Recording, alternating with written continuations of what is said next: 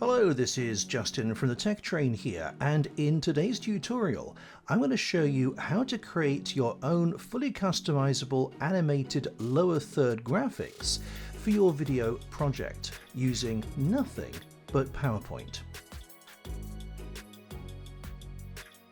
Here's a demonstration of 10 easily customizable animated lower thirds that have been created using PowerPoint that you can either download using the link in the description below or learn how to edit, customize and create your own using absolutely nothing but PowerPoint. Lower third graphics are often placed over a video to add extra information such as introduce a speaker, provide more context such as the location or the event name, highlight key points. And if you're creating your own videos for YouTube or for an educational course, then these can help make your content more professional by introducing yourself or your speakers in your videos, highlighting important topics, or adding additional context without disrupting the viewer's experience. So let's get started and find out how exactly we can create these lower third graphics in PowerPoint.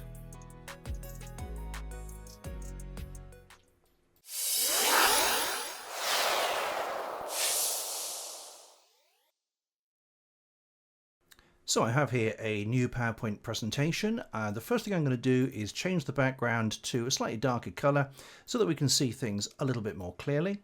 And I'm going to begin by creating a square. And I'm going to put that square just here. I'm not going to worry too much about the position of the lower third or even the size at this stage because we can change that quite easily. But I'm going to start with my square there, make that slightly smaller perhaps and zoom in slightly so you can see that more clearly. I'm going to change the outline so we have no outline, and I'm going to change the fill to, let's go for a blue color. We'll go for this pale blue here perhaps, that's fine. And once I've done that, I'm going to hold down the control key, drag and drop a copy of this, and I'm going to make that just next to it, slightly narrower and a different color. So let's change the color to this one to go for an orange color, perhaps like that. And then I'm going to drag and drop again, holding down control, and I'm going to put that next to it, make it slightly wider and slightly shorter like that. And then finally I'm going to drag and drop another copy of it, put that just to the gap underneath, and then we'll change a few of these colors. So this one I think I'm going to make this into a lighter gray, and this top one I'm going to make this into a darker blue. There we are. So those are the four basic elements of the graphic that I'm going to be creating. And I'm going to add some text to this now. I'm not going to put the text into these shapes because I want to animate it separately. So I'm going to grab a text box and just type the name in there. Let's change that to a white font like that. Make it slightly bigger. I'm using the control and the square brackets to be able to change the size on the fly. We'll change the font size as well, make that into a slightly bolder font. Let's go for Bebas probably. There we are, like that. And see how big we can get that. And it still fits. There we are. Put that in the middle like that. In fact, actually I'm going to left align this, I think. So let's left align the text and put that just on the left hand side there. Okay, and then I'm going to hold control down, drag and drop again, and this time we'll have the other text. We'll make this smaller, possibly even use within the same font family but a lighter font. I think we have that one possibly, so we'll put that just underneath, make that a little bit bigger, and I think probably this needs to be a darker color. Let's go for the blue color there to keep the theme the same.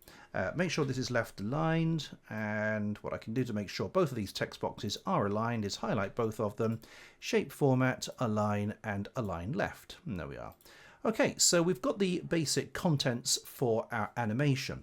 The next thing to do, I'm going to move this now into roughly the right position. Although the thing is that once we've actually created the graphic and we've turned it into an MP4 that we can bring into our video editing program, you can still move the graphic around and place it wherever you want and of course resize it, so it doesn't matter too much at this point. I would generally make your graphics slightly bigger than you think you might need it, just so that you can scale it down if you need to. All right, it's time to add some animations now. And I'm going to go into Home, Select and Selection pane. We can see that we have these different sections here, different parts here. And we're going to animate them in a particular order. So this square here is rectangle 4, which I can actually rename if I want to 1. That's going to be the first thing I'll animate. Second rectangle, which is bizarrely rectangle 5 apparently, that's the second one. Then we're going to have this blue rectangle, and that's going to be number 3. Then the grey rectangle, which will be number 4. Then the text at the top, which will be number 5. And then finally the text at the bottom, which will be number 6. So that's the order in which I'm going to animate these items. You don't have to rename them. I'm doing that just simply so that we can keep an eye on things and know exactly which item we're animating. Okay, let's go to animations now and open up the animation pane. Make that a little bit larger, like that. And I'm going to begin with this square on the left hand side. I want this one to fly up from the bottom, so we can add animation. You can choose animations from this bar here, but if you click on animation and then more entrance effects, that brings up this little window with even more animations than the ones you can see at the top, and you can click on these to preview each of them so you can see more clearly what they do. And some are going to be more appropriate than others for your graphic. Let's have one where it comes up from the bottom. So we could have peek in, possibly. That might be all right. Fly in. I think I prefer that one. I'm going to click OK. Once you've got your animation though, have a look at the effect options, because the direction is going to make a difference. Some things are going to come up from the bottom, some from the left hand side, maybe some things fly from the right. So you can change the direction for at least some of the animations using this effect options here at the top. Something else we need to change here is what the trigger is. The start here is not going to be on click, that's going to be with previous. And what we can do is just click off the selected animation and click play all, just so we can check the timing to see whether that timing is right. I think that timing is actually absolutely fine. You don't want them to take too long. Once I've done that, the next animation is going to be this yellow rectangle here. So I'm going to add another animation, and again I can come down to more entrance effects here if I want to, and this one again I have a fly in, but this one is going to be coming in from the left. In fact, actually I think peek in might work better on this one. I know they both look the same, but there's a slight difference. Fly in from the left will actually come right from the left hand side of the monitor, whereas peek in won't necessarily come all the way from the left. So let's click on that, change the direction so it's coming from the left, and you can see that it doesn't actually appear to the left hand side of this blue square. It seems to come out of the blue square itself. Again, we want to select that animation and change it from on click to with previous, but here we want to stagger the animations. There's a delay between each animation, so we're going to set all our animations with previous but increase the delay each time. You can see this graphic down here that kind of gives you a visual representation of the order and when one animation starts and finishes. And really I want this animation to start when the first animation finishes. You could look at the duration of the first animation and simply type that in here, that's fine. Or you can wing it and increase the animation by clicking these up arrows and have a look to see when this animation finishes and when the second one begins. Once we've done that, we can click play all, and you can see that works fine. The blue one comes up from the bottom and the yellow seems to slide out from it. We're going to do the same thing now with this blue rectangle. So again, we're going to add animation, and I'm going to use peek again, I think, for this one. So let's try peek in. Click OK, and the effect option will be coming from the left hand side like that. Now if I just try that one, I'm going to set that one to with previous, but set a delay so it starts when the previous animation finishes, and play all. You can see that actually we've got a bit of an overlap there. That doesn't work quite so well. So let's, instead of peek in, try that with the fly in instead. And again, the direction we're going to choose is from the left like that. And we can also make sure that this is behind the other items. So if I go into Home and Selection pane, we can make sure that this is actually behind the first two. So it's at the bottom of that stack, if you like. So if I do that and go back into the selection, into the animation pane here, select with previous, increase the delay and play all of those. Okay, you can see it's starting to work there. Next, what we can do is have the grey rectangle drop down from the top. So let's click on the grey rectangle and put in animation. This one here, we'll probably have this one peek in, but we're going to peek in from the top. So the direction is going to come from the top like that. So it seems to drop down from the blue one. Again, we've got a slight overlap. So I'm going to go to Home, Selection Pane. This is number 4. So I want that one to be at the back behind all the others like that. So it appears to be dropping down from the blue bar at the top. Back into animations, animation pane, and change this so that it's not on click, it's with previous, and then again increase the delay so that it happens after the other ones. So if we click play all now, we can see that we have that animation working in the right order. We then want the text to be animated as well, so let's click on this text. I'm going to click inside it, then click on the border, the edge of it, click on add animation, more entrance effects, and here we can try something a little bit more different. So whip I think works quite well for this. It looks quite slow in the preview, but if I click OK, we can see that actually it's not quite so fast, not quite so slow rather. Let's change this to with previous. Boost the delay so it happens after the other one, and I might just bring the duration down from 0.5 to 0.25, see what that looks like. Let's play all and see how that looks. Okay, that happens fairly well. I think we can probably do the same for the text at the bottom here as well now. So add animation, more entrance effects. That was the whip, so we'll click on that, click OK. Change the trigger to with previous, change the duration and boost the delay so it happens after the previous one. So there we are. We've now got all of the animations in a sequence. Let's play all, see what that looks like. Okay, there we are. I'm happy with that. Now, the next thing we want to do, of course, is to add the disappearing animations. So that's going to happen more or less in reverse order. So I'm going to click on the text that's going to disappear first. It's basically going to reverse order. So we've got 1, 2, 3, 4, 5, 6, the names of our shapes there in that order, and we're going to now do exit animations in the order 6, 5, 4, 3, 2, 1. So with the text selected, we're going to add animation, more exit effects, and then we can either add animation or we can just fade out. I think for this, just simply fade out, I think we'll probably do. So let's put a fade in there. Click OK, there we are. Now this again, the trigger needs to be with previous. However, we want there to be quite a significant delay. I find around 4 seconds is probably right. At the moment we've got a delay of 2.5 seconds, so it happens at the same time as the previous one. I'm simply going to click in there and add 4 to that, so it's going to be 6.5 seconds. And we can click off that. That pushes that forwards there. And again, we're going to make sure that the duration is about right. I think we'll bring that slightly down to the 0.25 again. And after that, we have this text. So let's click on that one, add animation, exit effects. Again, let's have the fade animation there. Click OK. With previous.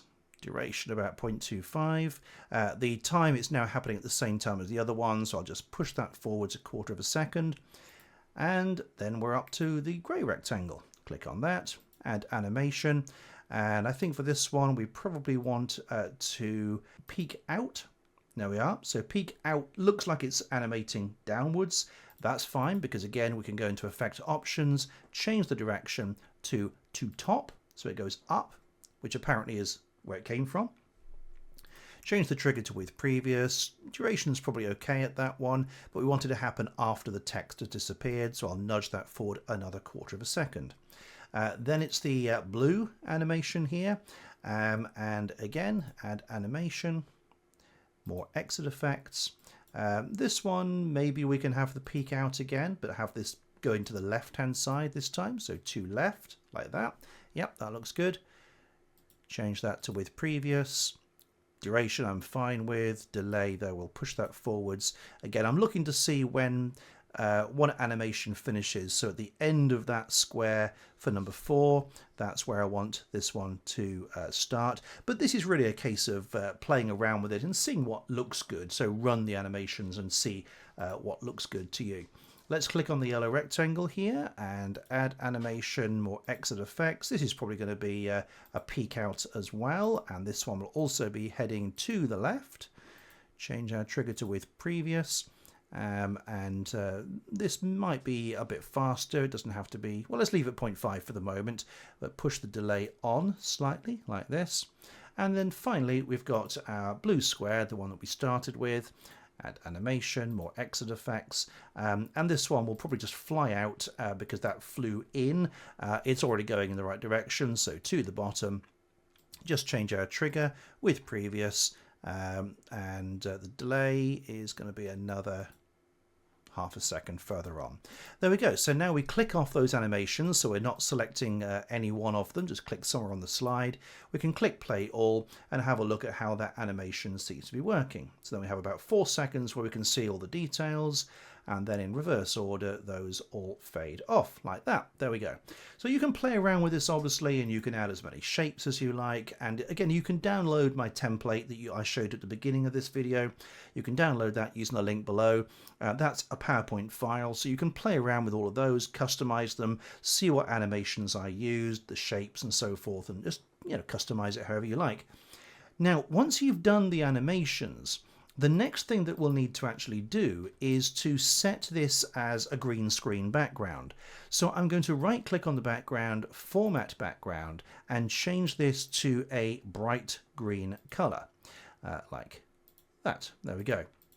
Now, of course, if you've got green in your lower thirds, if green is a color that you're using, then instead of using the green screen background, instead you could use red or blue.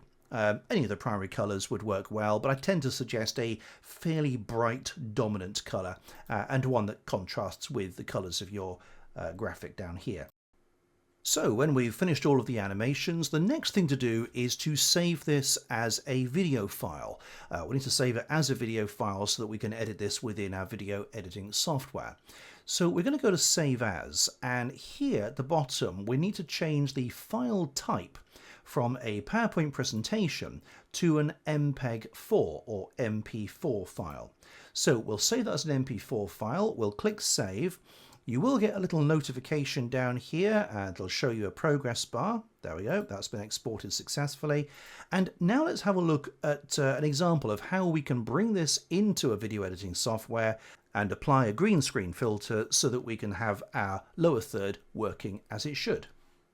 So I'm working here in Clipchamp, clipchamp.com, which if you have a Microsoft Office 365 subscription is included for free as part of that subscription. Of course, other video editors are available and they all work more or less the same way as far as green screen is concerned. So I've just got an ordinary video file here. I'm going to drag into my timeline, and then I've got my green screen video file that I've just saved from PowerPoint here as a separate video, which I'm going to drag in and drop on top of the first file. Now, of course, once we've got this, we can click play and we'll see our animation as we created it just like that. However, of course, we've got this green screen here. So in Clipchamp, we can make sure we select this clip here, the one with the lower third on. So we click that to select it. On the right hand side, we can go to Effects. And down here we've got green screen. Click on green screen even, and here if you have chosen a different color, so if you had green within your logo, then you might need to change the color from green to red or blue, and also change the threshold, but this looks fine to me. This will do for now. So once I've done that, close up the effects, and there we are. We've now got that animation within our video. So if I just go back to the beginning of this, drag the line back to the beginning and press play, you can see that we have that animation, that lower third animation, now appearing in our video. So that's how to create and customize your very own animated lower third graphics for your YouTube channels, video projects, courses, or whatever you're doing. If, of course, you want to download the templates that I've created here in PowerPoint, you can do so by clicking the link in the description below. That'll give you access to this PowerPoint file here with 10 different fully customizable and editable lower third graphics. It includes all of the animations you saw in the demo at the beginning of this video, and you can customize every single aspect of these. So if you want to, link in the description below, feel free. So I hope you found this video useful. If you did, it would be fantastic if you could give it a quick like before you go. Thank you so much indeed for that. If you have any questions or comments at all, do leave them below. I do read all comments and I reply and respond to as many as I possibly can. And finally, if you haven't already subscribed to the channel, do consider doing so. It would be fantastic to see you in the next video. Bye for now.